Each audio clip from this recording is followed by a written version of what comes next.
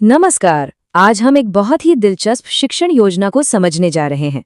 ये सिर्फ एक सिलेबस नहीं है, बल्कि एक प्राचीन भाषा में जान डालने का एक पूरा ब्लूप्रिंट है। तो आइए इसे परत दर परत खोलते हैं।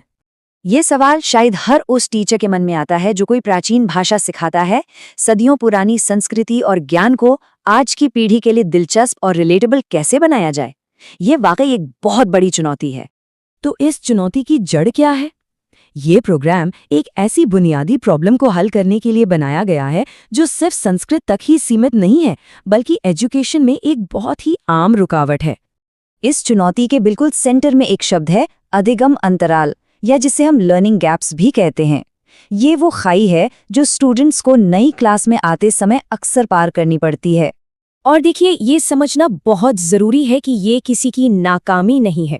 ये तो एक नेचुरल गैप है जो तब बनता है जब स्टूडेंट्स एक लेवल से दूसरे पर जाते हैं, और इस प्रोग्राम का मकसद बस इसी गैप पर एक पुल बनाना है। तो अब सवाल ये है कि ये पाठ्यक्रम इसका हल कैसे निकालता है? असल में ये एक प्रोग्राम है जिसे एक तरह के एकेडमिक ऑन रैंप की तरह बनाया गया है।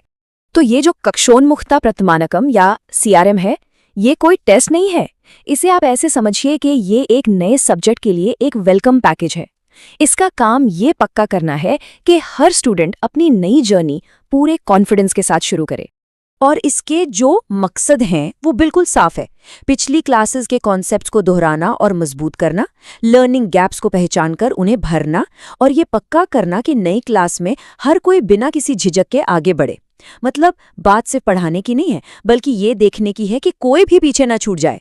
ठीक है, तो थ्योरी तो समझ आ गई, पर ये क्लासरूम में असल में काम कैसे करता है?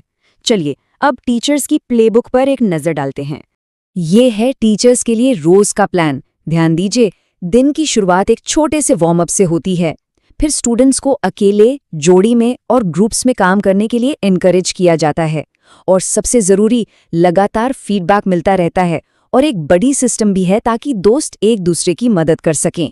यहाँ जोर रटने पर बिल्कुल नहीं, बल्कि करने और समझने पर है। चलिए अब देखते हैं कि इस प्लेबुक को एक हफ्ते के अंदर संस्कृत सिखाने के लिए कैसे इस्तेमाल किया जाता है। ये है पूरे हफ्ते का एक ओवरव्यू। देखिए कैसे आगे बढ़ता है। पहले दिन वोकैबुलरी से शुरुआत, वो भी ऐसी जो हिंदी से मिलती जुलती हो। चौथे दिन एक्शन के साथ वर्ब्स, और 5वें दिन तक तो स्टूडेंट्स अपना इंट्रोडक्शन देने लगते हैं। हर स्टेप अपने पिछले स्टेप पर बना है, जिससे सीखना बहुत आसान हो जाता है। अब आते हैं इस पूरे मॉड्यूल की सबसे कमाल की बात पर, इसकी सबसे बुनियादी टेक्निक पर। यही वो नींव है जिस पर सब कुछ टिका है। यहाँ क्या किया जा रहा है? स्टूडेंट्स जो हिंदी पहले से जानते हैं उसी का इस्तेमाल किया जा रहा है। जब उन्हें ये दिखाया जाता है कि वो तो पहले से ही थोड़ी बहुत संस्कृत जानते हैं, तो सीखने की जो हिचक है वो तुरंत कम हो जाती है। ये जो अरे ये तो मुझे पता है वाली फीलिंग है ना, ये बहुत बड़ा मोटिवेटर है। तो इसी शुरुआती कॉन्फिडेंस को आगे बढ़ाते हुए ये करिकुलम भाषा को सिर्फ किताबों तक नहीं रखता, बल्कि इसे फिजिकल और इंटरैक्टिव बना देता है।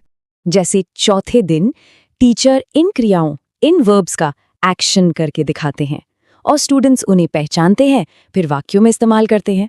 इससे भाषा असल दुनिया का हिस्सा बन जाती है।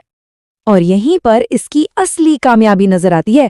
सोचिए, सिर्फ 5वें दिन स्टूडेंट्स इस नई भाषा का इस्तेमाल अपने बारे में बात करने के लिए कर रहे हैं, और ये लक्ष्य को बहुत ही खूबसूरती से दिखाता है।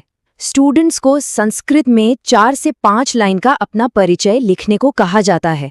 सिर्फ 5 दिनों में इतना कुछ कर लेना, ये कॉन्फिडेंस को कहाँ से कहाँ ले जाता होगा।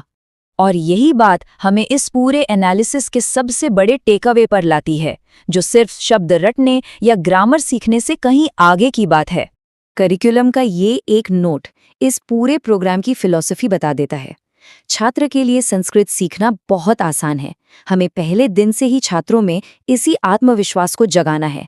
मतलब लक्ष्य सिर्फ पढ़ाना नहीं है, बल्कि उस भरोसे को जगाना है जो स्टूडेंट्स के अंदर पहले से ही है।